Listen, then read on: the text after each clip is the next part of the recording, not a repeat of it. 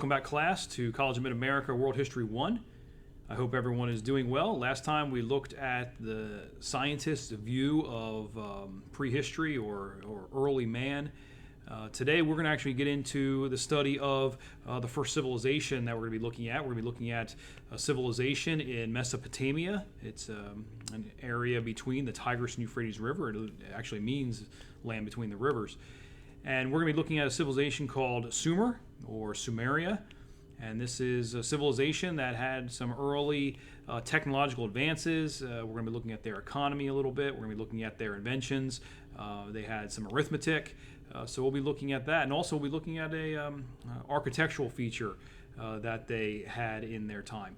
So hang on tight. We're going to move into our PowerPoint and look at Mesopotamia. Okay, class, we're going to move now into the PowerPoint for Mesopotamia and Sumeria.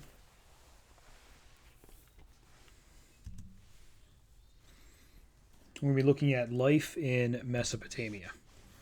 As you can see there on the map, or on the screen, there's a map of Mesopotamia, and it is in current day modern Iraq. And Mesopotamia means land between the rivers. Land between the rivers. And this is made up of two Greek words, Mesopotamia, and it's speaking of the Tigris and Euphrates River. And so you're probably familiar with that from the biblical account, but the Tigris and Euphrates River is the area of Mesopotamia. Other names for this region include Fertile Crescent, Cradle of Civilization, Sumer, or Sumeria. Don't get that confused with Samaria like the Good Samaritan in the New Testament. This area is called Sumeria or Sumer. It's also the same names for Fertile Crescent, Cradle of Civilization. But these names are given because of different reasons why, and Sumeria is given because it's actually the name of a civilization that was there. But the other regions are given these names because of what they are. The Fertile Crescent is this area right here on the screen. You can see it's the Tigris-Euphrates River there, and Mesopotamia is the area, and it does extend all the way down there where you see Egypt and the Nile River. But this is called the Fertile Crescent. The reason it's called that is because of how fertile that area is because of the water. This area does not get much rain, so it relies on the water from the rivers, and so you see it's a kind of a crescent shape there, kind of a half moon shape, giving it its name, the Fertile Crescent. And as you can see in the previous map, it's in modern day Iraq, Syria, Lebanon, Jordan, Israel, northern Egypt. And this term was first coined in 1916 by Egyptologist James Henry Breasted in his work Ancient Times, A History of the Early World, when he wrote, the Fertile Crescent is approximately a semicircle with an open side toward the south, having the west end at the southeast corner of the Mediterranean, the center directly north of Arabia, and the east end at the north end of the Persian Gulf. So we see here the term was widely circulated because it became known as the Fertile Crescent, and is traditionally associated in Christianity and the Jewish faith, even in Muslim faith also, that this is the area of the Garden of Eden was located here. The unusual makeup of the soil made it very fertile, made it good for growing of crops and grains and wheat and barley and beans and all of these different kinds of things that they grew. And actually it's found to be the area of the earliest known beer was from this area. Okay, so just a quick description of Fertile Crescent, why it's called that. Next, we see another map there of the area for the Fertile Crescent. But the reason it was called the Cradle of Civilization was because it was the birthplace of civilizations. The birthplace of agriculture and urbanization and writing and trade and science and history and organized religion, all came about in this area. So it's the cradle of civilization. The first cities are seen there, in especially when Sumer began to be established, the civilization of Sumer. You started seeing cities established. Eridu, Eridu, was the first civilization of the Sumerians. And then Uruk, Uruk, became was another one of the cities in Sumer or Sumeria, and they were cultivating wheat and grains, and they began domesticating animals in this area. And by around 3000 BC, before current era, BCE, if you use that initial, but BC, before Christ, the images of dogs and other things were now shown on ceramics and on vases and on wall paintings. So we see that it was the cradle of civilization based on those reasons. It's also called Sumer or Sumeria, as I have referred to it, and the more localized region called Sumeria, is the southernmost part of Mesopotamia, down toward modern-day Kuwait, which is generally called the actual cradle of civilization. But this is the actual established cities of Sumeria. The name is Akkadian, the language of northern Mesopotamia, which means land of the civilized kings. But the Sumerians had a name for themselves, and this is kind of important for studying. The Sumerians called themselves the black-headed people, and their land was in Sumeria there. That's how they became known, as the black-headed people. They had an early language. It's one of the earliest languages known. Cuneiform script is a language that instead of pictures or some kind of primitive way of communicating in that way, they used a reed in clay tablets to make primitive letters, and it was a cuneiform. So that's another very important thing that they did. So we see that Sumeria began to really become established. Now, Sumeria is in the Bible, but it's not called Sumeria in the Bible. It's actually called Shinar, Shinar. That is Sumer, or Sumeria, in the Bible. So it's the exact same. So we see the biblical account now showing us, in the book of Genesis, showing us that Sumeria existed, called Shinar. According to the Sumerian king list, when the gods first gave human beings the gifts necessary to cultivate a society, they did so by establishing a city called Eridu, E-R-I-D-U, Eridu, in the region of Sumer, while the Sumerian city of Uruk, which I've already mentioned, U-R-U-K, Uruk, is held to be the oldest city in the world. The ancient Mesopotamians believed that Eridu, and that it was there in order for an establishment of a civilization. So the oldest city in which is known in the world as Uruk, U-R-U-K.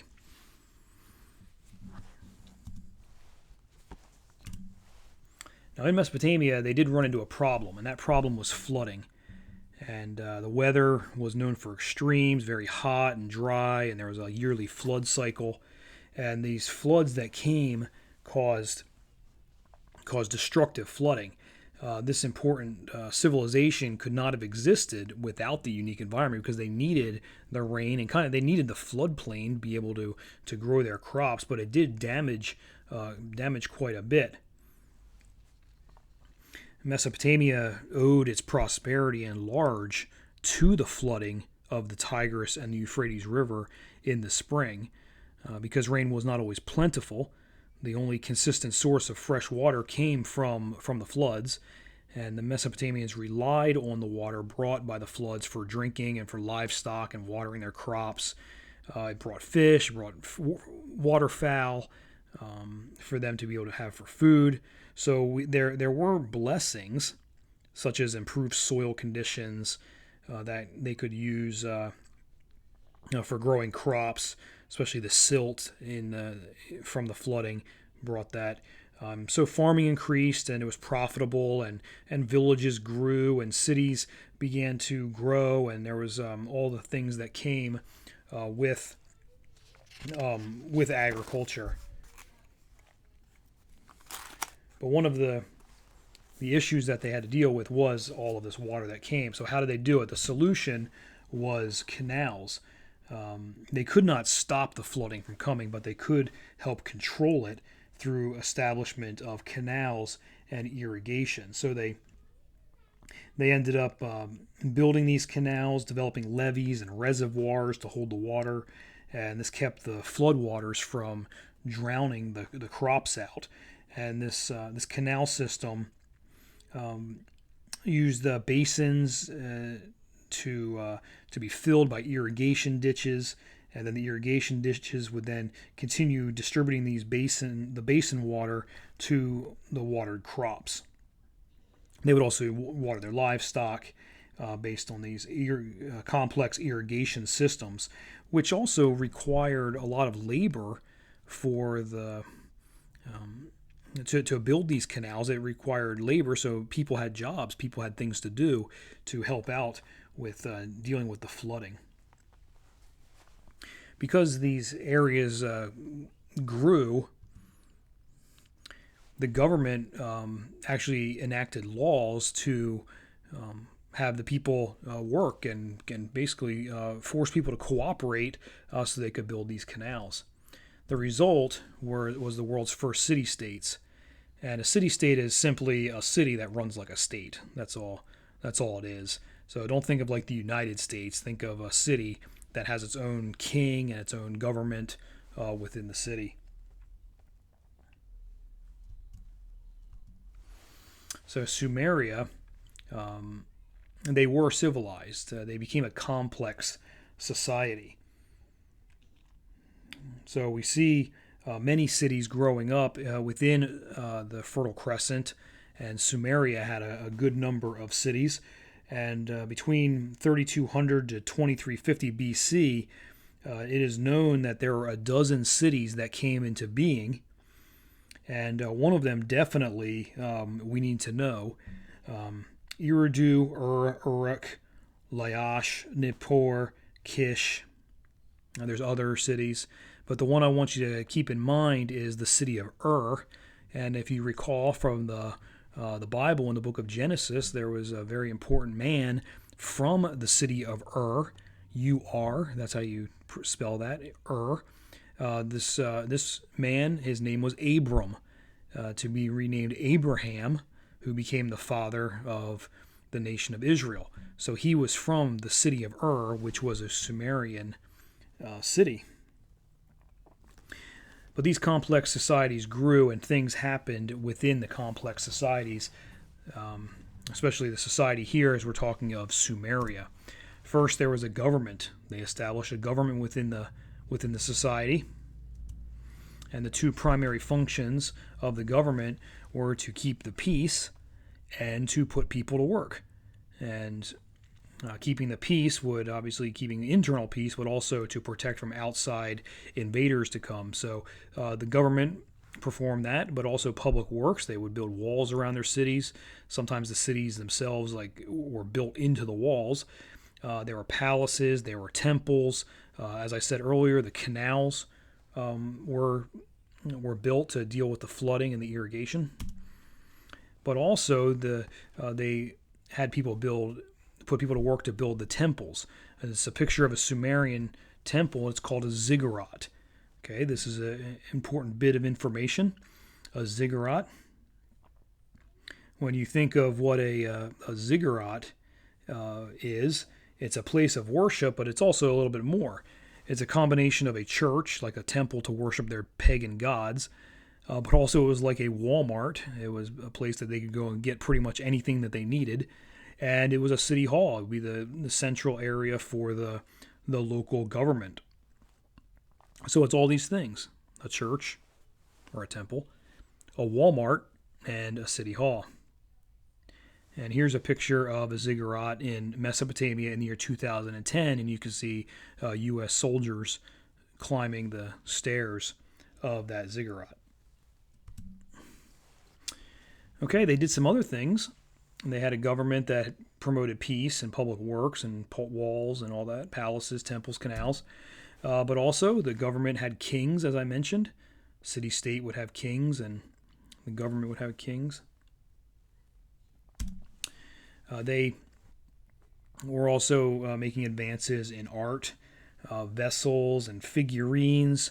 Art usually had some kind of relation to religion, and the art would adorn the palaces and the ziggurats and the temples. They use art in different areas of life. They also made advances in literature, and one that's important is the Epic of Gilgamesh. He was a hero of the people in Sumer or Sumeria, and this is an ancient writing that depicts the flood account. And in the book, I'm not sure if that page number lines up because I have the 5th edition of the book. I haven't got my 6th edition yet in the mail from Amazon, but it's supposed to be coming here tomorrow. Maybe page 33. You can look there at the Epic of Gilgamesh story in your book. Just go ahead and find that. And I think it's like a part in the book that's kind of set out, like a special reading section. And it talks about Gilgamesh. So you want to make sure that you understand that story, how Gilgamesh was a hero of the Sumerians, but there is an account of the flood in that writing.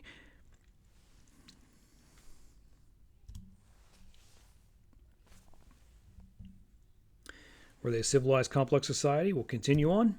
They were making advances in technology. They're credited with the plow, the wheel, bronze tools, weapons, bricks that were made in molds, boats. These boats were made out of reeds. Division of the clock into hours, minutes, and seconds. So you start thinking about the technology that they had. There's some examples there. They were credited with complex arithmetic or organized arithmetic. Pretty unique, though, arithmetic. They based their number system on the number 10, but then that was multiplied by 6 to get the next unit. So really, it was based on 60. The number 60 had an advantage of being divisible by these numbers here, 2, 3, 4, 5, 6, 10, 12, 15, 20, 30. So they based their arithmetic on the number 60. It's a good bit of information. They divided the circle into 360 degrees. So we see their advances in arithmetic. Their economy began to grow. Complex systems of trading and bartering and exchange locally, but they also used their boats to go further distances to be able to trade or barter with other areas in Mesopotamia.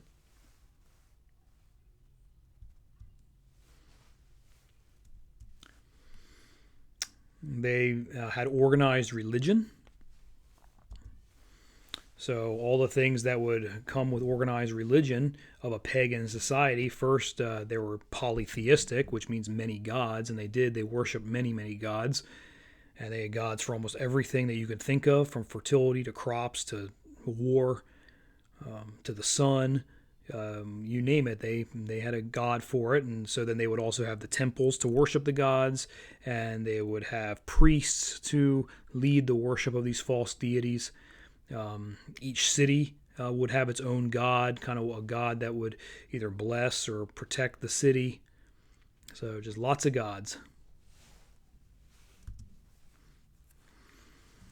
So this is a wrap-up of the PowerPoint for our first civilization that we've studied, located in Mesopotamia, also called the Fertile Crescent, also called Sumeria, but I want you to understand that Sumeria was the actual civilization itself in the southern part of Mesopotamia. Very old civilization. It's one of the first ones that existed. It's definitely the oldest city is there. The oldest form of writing, real writing called cuneiform. A good look here at our first civilization, the civilization of Sumeria. Okay, class, that's enough for this lecture here on Sumeria. Make sure you're taking good notes. Make sure you're paying attention to these videos because there's some exam questions in there. Just to give you a hint on that, which you probably figured out already that some of this will be on the exam. But we have a good look, a good start of our first civilization in Mesopotamia. We're going to continue next time with some other areas within Mesopotamia and look at some other civilizations or other nations or people groups that were in there. So we'll be looking at that coming up next time. Continue on with your reading and make sure you're staying up on everything. Also, continue to give that checklist on Moodle so I can see your progress for the week.